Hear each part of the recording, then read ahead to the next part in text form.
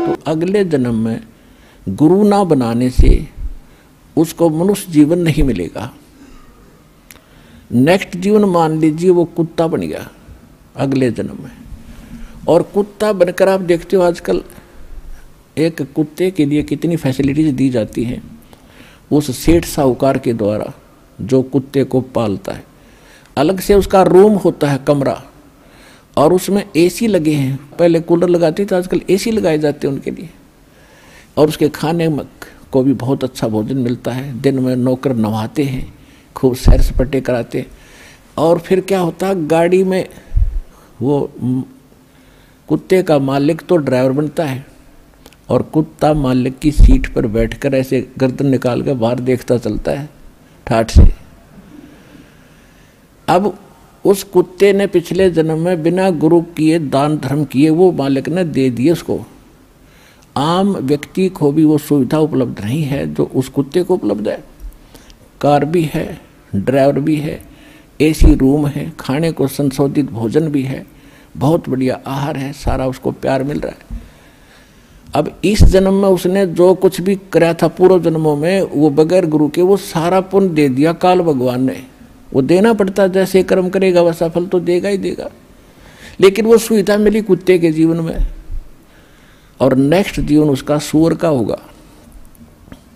अब बताओ फिर उसने कौन रखा गाड़ी और कारों में अलग रूम बना के, अब क्या मिलेगा उसको। और यदि उस पुण्यात्मा ने गुरु धारण किए होते और फिर दान करता, या तो पार हो जाता और नहीं मनुष्य जीवन मिलता, ये सुख भी मिलते, और मनुष्य जीवन में फिर भगवान आगे संभालता। उसका नियम है, जो जन मेरी शरण है ताका हूँ दास, और गेल गेल लाग्या फिरूं जब तक धरती आकाश। आज ये दो ही विषय है सत्संग के, कि एक बार जो मालिक की शरण में आज आ गया और उसका अकाउंट खुल गया। जैसे कोई रोगी है और डॉक्टरों ने जवाब दे दिया और यहाँ आ गया, वो यदि आते आना नहीं था, वो तो कति फांसी लग ली, सारी तरफ से रास्ते बंद हो लिए, तब यहाँ आ गया। ये भी सौभाग्य उसका, उसको नाम मिल गया। अब जो इस उद्देश्य से आते हैं कि हमारा व्यक्ति ठीक हो जाए, फिर अच्छी बात है, और वो नाम ले गया, उसने भक्ति कर ली और उसकी मृत्यु होगी, तो वो उसका परमात्मा का बच्चा हो गया। अब आपको ये भी बताया था कि इस प्रथम मंत्र के लेने से और कुछ जाप करने से बहुत से मानव जीवन प्राप्त करने योग्य कर्म बन जाते हैं आपके। तो उसकी मृत्यु के तुरंत बाद मृत्यु भी होगी तो एक कमीज बदल का होगा, कुर्ता पजामा, आते फिर भक्ति मिलेगी। और ऐसे घर में जन्म लेगा जो पहले से ही भक्ति पर लगे पाओगे उसको। तो हम तो अपने स्वार्थ को काउंट करते हैं कि ये और जीवन धंधा करे कमावे, और यदि जब इसका कोई इलाज नहीं होता, कितना प्यारा बेटा हो बेटी हो और वो रोगी हो जाती है, ट्रीटमेंट करा के हम थक लेते हैं, तब आप ही कहते हैं भगवान इसकी माटी संगवा ले। अपने पुत्र को भी ये कहना पड़ जाता है भगवान इसने ठा ले तो अच्छा है, दुखी हो रहा है। अब जब तो भगवान ठावा नहीं हो तो काल ठावेगा बगैर नाम के, तय नाम लेकर जब ठा भी लिया तो भगवान ने ठावेगा फिर उसने, और फिर दोबारा जन्म देगा मनुष्य का। तो पिछले सारे पाप नाश करके उसको नए सिरे से भक्ति प्रारंभ करके उसके 2 जन्म में पारे कर देगा परमात्मा। तो कितना बड़ा पुण्य है, कितना बड़ा बेनिफिट आपको प्राप्त हुआ। दूसरी बात यह है कि यहाँ आने वाला चाहे कति सब जगह से हार चुका हो और सच्चे समर्पित भाव से, क्योंकि परमात्मा आत्मा का साथी है, इस मन का साथी नहीं है। मन तो ऊपरले मन तो हाँ भरा करे, और आत्मा रो के हाँ भरती है। और रोगी जिस दिन हाँ भर के नो सच्चे दिल तो रो के नु कहेगा भगवान जीऊँ इतना आपकी भक्ति करूँगा, और कोई इसके बाद बकवास नहीं चलेगी, पक्की गारंटी है। तो तुरंत सुनता है और रोज़ फर्क होना शुरू हो जाता है। तो इस तरह की समर्पण वो जब करेगा जब उसको ज्ञान होगा। अब तो किसी के कहने से आ गया चलो वहाँ ठीक हो जाते हैं, चलो वहाँ ठीक हो जाते हैं, टीवी पर देखा फलाने ने कहा मैं ठीक हो गया, तो वो ठीक हुए, वो झूठ नहीं बोल रहे, वो यही मिल जाएंगे, आपने बेशक पूछ लियो घूमते फिरते। और जो नाम लेकर ठीक नहीं हो रहे, वो क्यों नहीं हो रहे? सतगुरु के दरबार में कमी कहे की ना, अनसा मौज ना पावता, तेरी चूक चाकरी माँ। इसी कारण से उसको लाभ ना मिलेगा तो उसके अंदर कोई दोष है, उसकी कोई सेवा के अंदर समर्पण भाव में कमी है। और जब हम समर्पित हो जाते हैं तो हम समझ ले सभी पूजाओं को त्याग कर, सभी मर्यादाओं को त्याग कर एक मालिक के पथ पर, परमात्मा के द्वारा बताए मार्ग पर चलेंगे। तब हम आन उपासना बंद कर देंगे तो हम एक परमात्मा पर आश्रित हो गए। हम पहले ना जाने कितने खसम बना रहे थे, फलाना देवता पूज लो, फलाना पूज लो, गुग्गा पीर पूज लो, फलाना पूज लो, और अब हम एक खसम बनाएंगे, एक मालिक, एक पति, एक स्वामी, कबीर भगवान। और जब आप हृदय से स्वीकार कर लोगे इस परम पिता को, और फिर देखना पति भरता जमी पर जो जो धर है पाव, समृत झाड़ू देत है ना काटा लग जावे।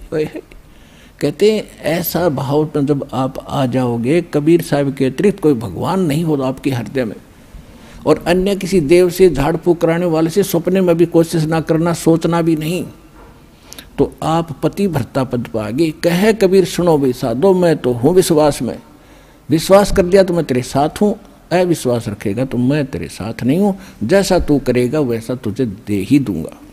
तो इस प्रकार यहाँ कमी नहीं रहेगी। कमी रहेगी तो आपकी कोई अपनी ही कमजोरी रहेगी, उसके निकालने के लिए ज्ञान सुनाए जाते हैं। तो यहाँ आने वाले व्यक्ति के दोनों हाथों में लाडू हैं, यहाँ भी सुख, उम्र भी बढ़ेगी और पूर्ण मोक्ष, सदा के लिए सुखी हो जाओगे। अब इसके लिए हमने गुरु की आवश्यकता पड़ती है, और क्या बताते हैं, ये ज्ञान होने के बाद आपको ऐसी स्थिति महसूस होगी, सतगुरु के उपदेश का लाया एक विचार, जय सतगुरु मिलते नहीं जाते नरक दुआरे। नरक द्वार में दूत सब करते खेचातान, उनसे कभू नहीं छूटता, फिर फिरता चारों खानी।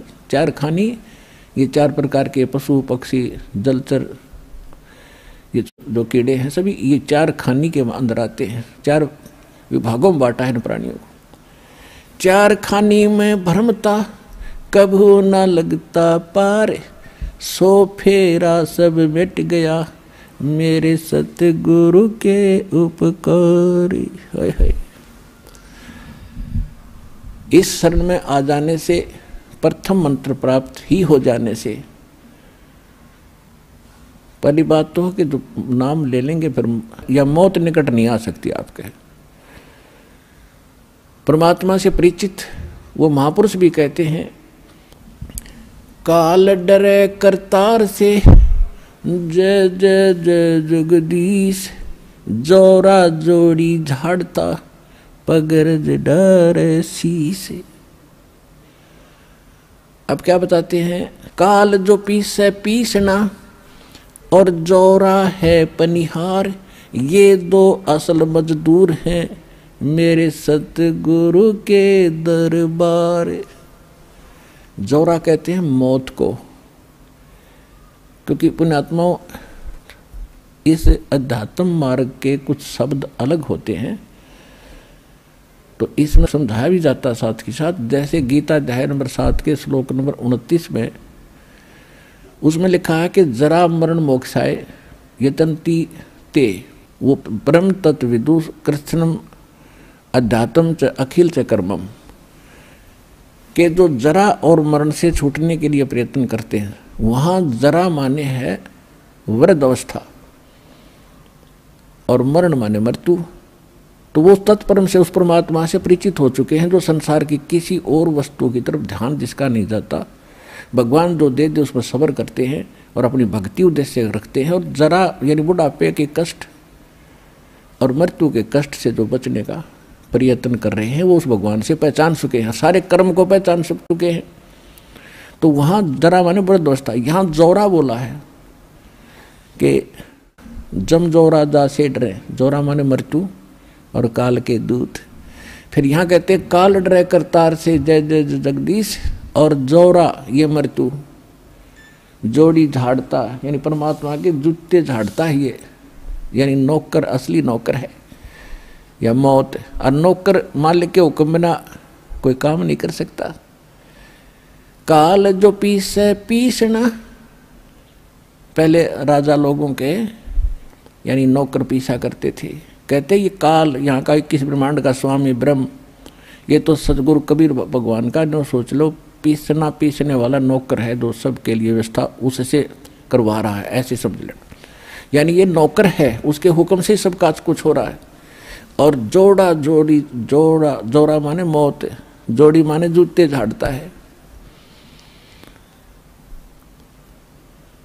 और पग रज डारे शीश, परमात्मा के पैर के धूली को सिर पे लगाते। तो नौकर एक मालिक के बच्चों को हानि कैसे कर सकता है? तो आप हो गए उस मालिक के बच्चे जो शरण में आ गए। तो क्या कहते हैं, काल डरे करतार से जय जय जय जगदीश, और जोरा जोड़ी झाड़ता पग रज डारे शीश।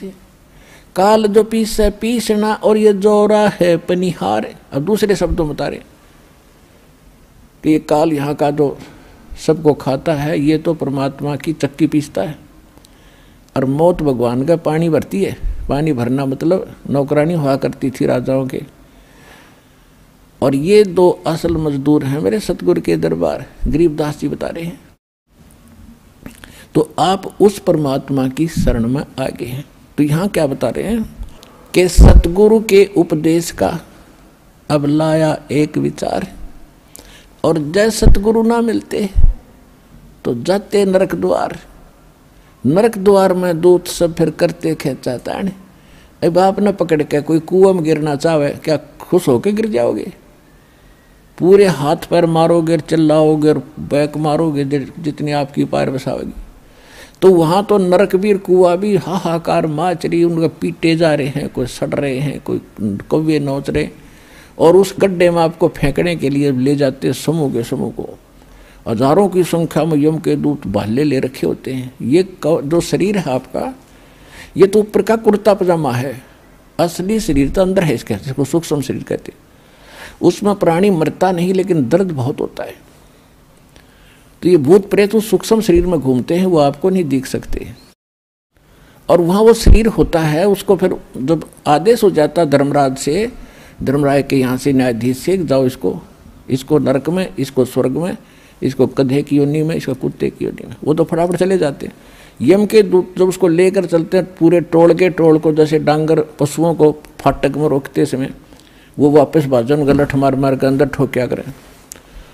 तो वो स्थिति होगी वहाँ पर उन प्राणियों की जो सत भक्ति नहीं करते या नकली संतों से नाम लेकर भक्ति करें। सतगुरु ना मिला जिनको, यम के दूत उनको आगे को ले जाएंगे और वो वापस भाजेंगे। उसमें कौन करे राजी खुशी? तो उनका सीधे भाले ठोकेंगे, दे लटकीते लागो, और उनको फिर धक्के से ठोक कर उसमें और फाटक बंद कर देंगे। तो यहाँ बताते हैं नरक द्वार में दूत सब फिर करते खेचा ताण, उनसे कभू ना छूटता। और उसके बाद नरक भोग के फिर कहाँ? फिर 84 लाख योनियों में 4 खानियों के अंदर फिर आता। 4 खानी में भरमता और कभू न लगता पार। ये फेरा सब मिट गया मेरे सतगुरु के उपकार। अपरमात्मा की इस मंत्र को लेने से, मर्यादा में रहकर भक्ति करने से आपका कितना पहाड़ से भी बड़ा दुख टल गया, बाईपास निकाल दिया आपने, यदि मर्यादा में रहोगे तो। अब क्या कहते हैं परमात्मा के,